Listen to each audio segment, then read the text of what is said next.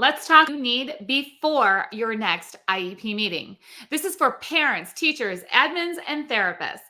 Welcome to the Special Education Inner Circle podcast. I'm your host, Catherine Witcher, founder of Master IEP Coach Trainings, and I'm going to give you 3 things that you can do to feel more prepared before you walk into that next IEP meeting. The first thing is paperwork, meaning a lot of times we talk about a draft IEP. And we're often talking about this when we're speaking directly to parents. So I'm talking to parents and I'm like, make sure you get a draft IEP. You have to have a draft IEP. And there's a whole big discussion on that. But what we don't talk about often is that teachers and therapists and admins who are at the meeting, many times, they don't know the paperwork that's going to be brought to the IEP meeting either. As in, they're all bringing their pieces, and this is the first time that everybody is sitting together and saying, okay, like, what do you got? Let's put it out there on the table. And it can feel very disjointed. Now, this does not mean that I'm saying we should have an IEP meeting before the IEP meeting, because that happens a lot in the wrong way also. But what I am saying is that there shouldn't be surprises. So for example, I have sat at an IEP meeting as a teacher a very, very long time ago. So for those of you that may not know, I'm still a certified special education teacher, but I have not been in the classroom for a very, very long time. I've been spending the last 2 decades sitting at IEP tables, helping teachers and parents and admins and therapists build IEPs. And I can still remember my experience as a teacher, even though it was a long time ago. And I can remember being at the table and just kind of seeing papers float around, very much how a parent sees papers float around. And I didn't always know what they were. And I didn't always know what the speech therapist was going to be bringing to the table, or I didn't know what the occupational therapist was going to bring to the table. And it can really lead to some uncomfortable situations, because me as the professional, I should know everything that's happening, especially when the student is mine. Majority of the time they're in my classroom and I'm like, whoa, I didn't know the speech therapist was going to bring that up.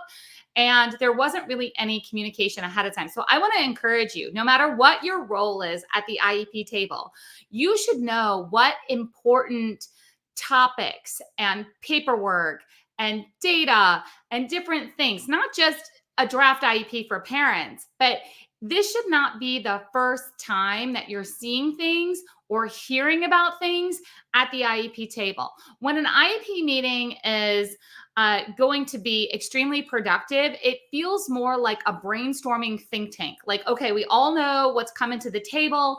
Now that it's all here and we have it, and we all knew it was coming. So there's no surprise factor. Let's see, how do we level this up? Or how does this all fit together? Or what are the exact details of this? That's what the vibe should be inside of that IEP meeting.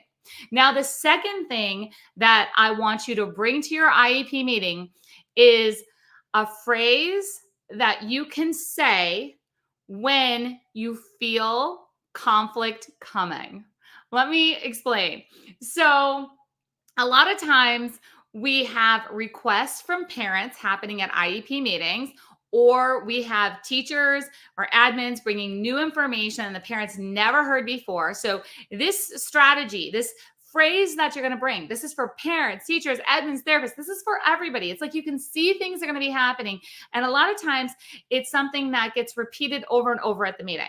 It's like, well, I just want this, or this is what needs to get done, or this is just how it's going to be. Okay. Like there's just a lot of repetitive of trying to push through to get a yes. And trying to push through on a topic, it really creates this tension. And it's important for you to have a phrase that you can say that you can kind of diffuse. And that doesn't mean that we forget about it. It just means, okay, let's just, especially when it's verbal. So there's all this verbal kind of back and forth going. We say, can you please write that down? I will tell you, this one phrase has made a huge difference in thousands of IEP meetings of just, can you write that down? So maybe the admin is saying like, hey, I've got this new placement that I want you to consider. Please write that down. That would be the parent saying, please write that down. Or maybe it is a parent who's saying like, I really want my child to have access to whatever resources that are on campus, or I want them to have access to this extracurricular after school, but they need support after that. So instead of that just being a verbal conversation, as a staff member, you can say to the parent, let's write that down. Let's write that down. And then we're going to strategically plan for this. Okay, let's write that down because we don't want to take the whole IEP meeting working on this topic that nobody's agreeing on right now because there's other things that we most likely need to get to. So writing it down means that it's been documented in official paperwork, meaning I'm not saying write it down on a sticky note. I'm saying write it down in the paperwork. Parent has requested or admin has suggested or, teacher has brought to the table. Let's document the conversation. And that kind of leads into the third thing that I want you to have.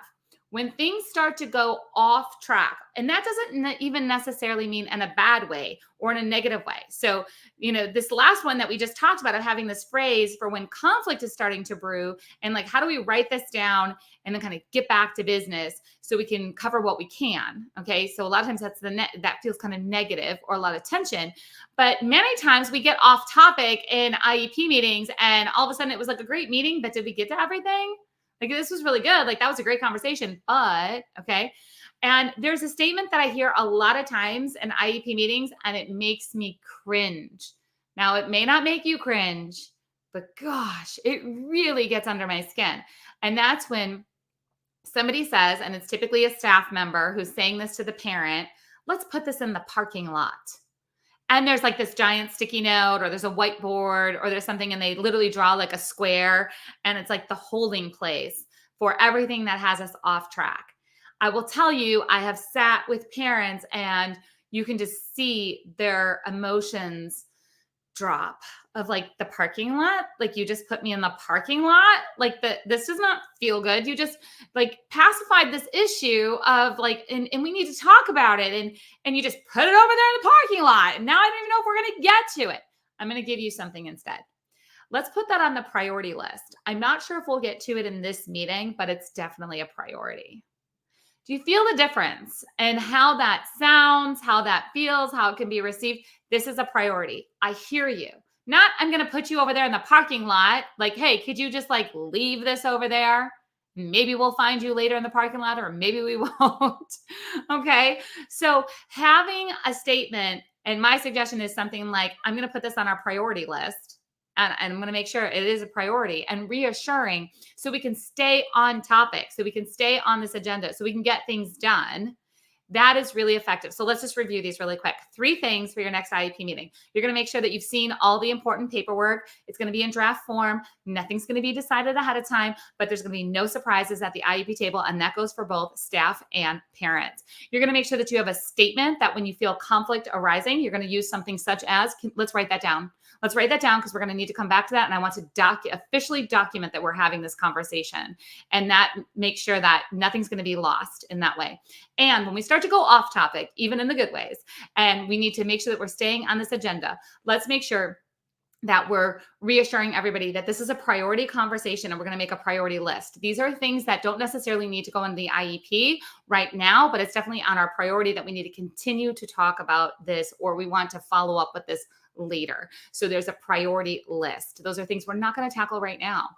So those 3 strategies, I'm telling you, they'll help you have more effective IEP meetings. And if you're ready for more strategies, please go visit masteriepcoach.com. I've got free IEP resources for you. I've got a calendar of upcoming Master IEP Coach events, all virtual for you. So no matter where you're at, you absolutely can attend the next Master IEP Coach event that you will find at masteriepcoach.com, which is also where you can grab my favorite 12 IEP questions that you need to ask before your next IEP meeting. I'll talk to you guys next time.